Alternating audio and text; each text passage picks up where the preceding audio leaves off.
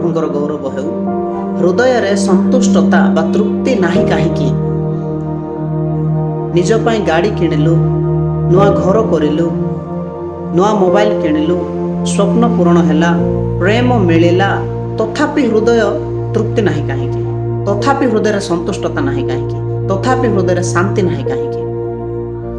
आपणक हृदय ताहांक सहित तृप्त हुए जी आपणक हृदय को सृष्टि करि अछंती यीशु ख्रीष्ट। से ही समस्त विषय सृष्टिकर्ता अटंती। माथि लिखित सुसमाचार 11 अध्याय 28 पद यीशु कोन कहले, हे परिश्रांत भारग्रस्त लोक मो निकट को आस मु तुमମାନଙ୍କୁ विश्राम देबी। यीशुଙ୍କ ठारे तृप्ति अछि, यीशुଙ୍କ ठारे संतुष्टता अछि, यीशुଙ୍କ ठारे शांति अछि। हृदय रे संतुष्टता पाइबा निमंते आपण जिनिस पत्र को देखंतु नाही, यीशु को देखंतु, कारण से ही आपनको अनंत काल निमंते आपनको हृदय रे संतुष्टता तृप्ति बा चिर काल रो शांति आपनको हृदय रे दे परिबे।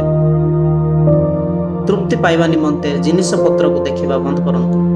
आपण जेबे यीशु ख्रीष्ट को देखिबा आरंभ करिवे तेबे ठार आपनको हृदय संतुष्ट रे भरि जिवो। आमेन।